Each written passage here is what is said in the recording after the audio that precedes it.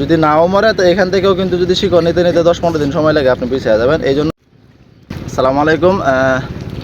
আজকে বড় মৌসুমের প্রথম ধান রোপণ করা হইতেছে আমার জমিতে। তো আজকে আমি ধান লাগাইতেছি হচ্ছে সুপ্রিম সিড কোম্পানির হীরা টু। হীরা টু হচ্ছে একটি উচ্চ ফলনশীল হাইব্রিড জাত। তো ধান রোপণ করার ক্ষেত্রে আমরা যে জিনিসগুলো লক্ষ্য রাখি, এটা হচ্ছে ধান হচ্ছে কয়েক রকম কাঠি হয়। ধানের যে বীজগুলো আছে, বীজতলা হচ্ছে কয়েক রকম কাঠি হয়। তার মধ্যে এই যে 3টা কাঠি আমার হাতে আছে। এই যে একটা, যেখানে হচ্ছে একটার মধ্যে আরও 2টা আছে, 3টা। আর একটা হচ্ছে এই যে একটা, যেটা একটা শক্তিশালী কাঠি, মানে এটার মধ্যে অন্য কোনো নাই, শাখা নাই, একটাই আছে কিন্তু শক্তিশালী আছে। আর একটা আছে এই যে এটাও একটা কাঠি, কিন্তু এটা একটু দুর্বল, মানে একটু ছোটো। তা আপনার কাঠিটা যদি এরকম হয়, এই যে এরকম হয়, মানে একটার সাথে আরও 2টা বেরোইছে, এরকম যদি হয় তাহলে বেস্ট, মানে এই কাঠিটা হচ্ছে বেস্ট। এটা জমিতে দেওয়ার সাথে সাথে এই কাঠিটা বেশি চুবাবে বা এটার মধ্যে বেশি কাঠি ছাড়বে আর কি। এরকম হলে বেস্ট। এরকম হলে একটা দিলেই যথেষ্ট। আর যদি এরকমও হয়, মানে একটা কাঠি কিন্তু একটু মোটা তাজা আছে, সুস্থ আছে, সবল আছে, এরকম হলে একটা হইলেও যথেষ্ট, একটা দিলেই হয়। কিন্তু আপনার গাড়িটা যদি এরকম দুর্বল হয়, এই যে এরকম, মানে একটু ছোটো হয় বা একটু দুর্বল হয়, একটু চিকন হয়, তাহলে এরকম কাঠি হইলে 2টা দিতে হইব। এরকম কাঠি একটা দিলে এটার মধ্যে বেশি চুবাবে না, এটা কম চুবাইব আর কি। এরকম কাঠি হইলে 2টা দিতে হইব, 2টা দিলে ভালো হয়।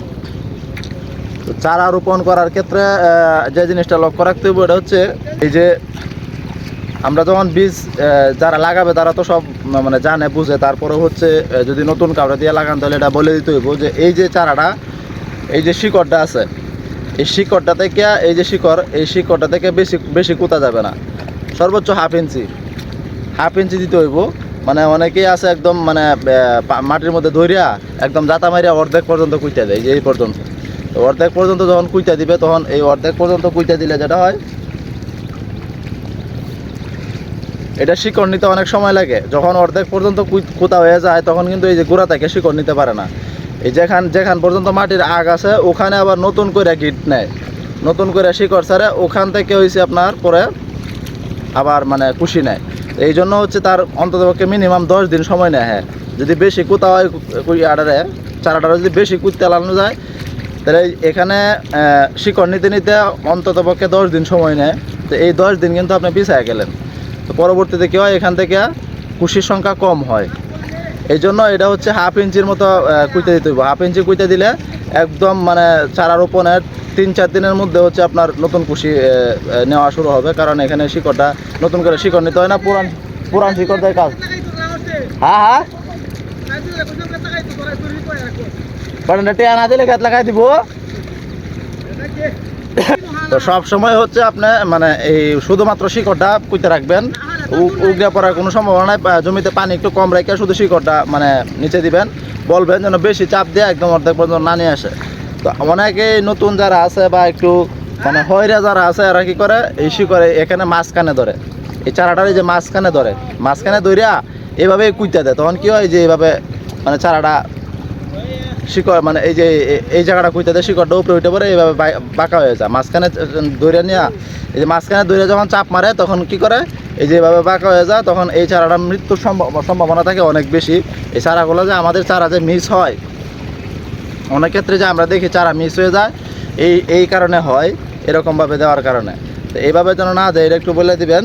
আর যদি নাও মরে, তো এখান থেকেও কিন্তু যদি শিকড় নিতে নিতে 10-15 দিন সময় লাগে, আপনি পিছিয়ে যাবেন। এই জন্য এই জিনিসগুলা একটু ভালো করে লক্ষ্য রাখতে হইব সবসময়, বা যারা লাগায় তাদের বলে দিতে হইব, বা তারা তো জানে তারপরে বলে দিতে হইব।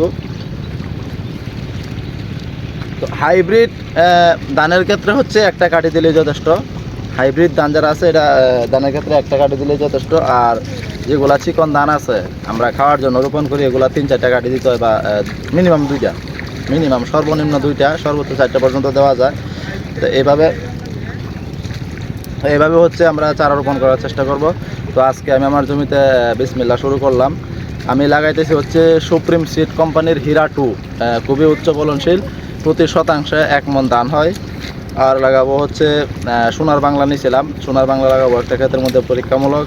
আর বিধান 28 লাগাবো। আর হচ্ছে খাটো জিরা শাইল, একদম চিকন বিরানির মতো চাল যেটা, আমরা যেভাবে ধান লাগাই এটা হচ্ছে আপনারা দেখতেছেন এই যে কেল দিয়া, এই কেল দেখা যাইতেছে, কেল দিয়ে আমরা ধান লাগাই।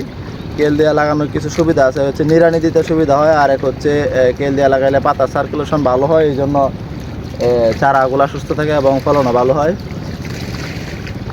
এই যে আমার বড় ভাই কইতেছে তারা ক্ষেত লাগাই দেওয়ার কথা কইছে, কিন্তু ক্ষেত লাগাই দিতে না করছে। কারণ হ্যাঁ মনে হয় জানে না যে নগদ টাকা দিয়ে আবার ক্ষেত লাগানো লাগে। হ্যাঁ হ্যাঁ, এই সময় হয়েছে মানে লোকের ক্রাইসিস, টাকার ক্রাইসিস, লোক পাওয়া যায় না। আর হ্যাঁ আইসে মনে করা যায় লাগায় গেলে, খেতে লাগায় গেলে আর তার উদ্দেশ্য পাওয়া যাইতো না, তারা ক্ষেত লাগাই দিত মানুষে। এই শোনার কথা বলবাসারে করিস না, এই শালার করে শালা করি আগে বিশ্বাস করে তাই এরা সত্য কথা কইছি দেখে এখন আমার মারতে চায়। এই যে ওষুধ খাই আরো রোগ বাড়ছে।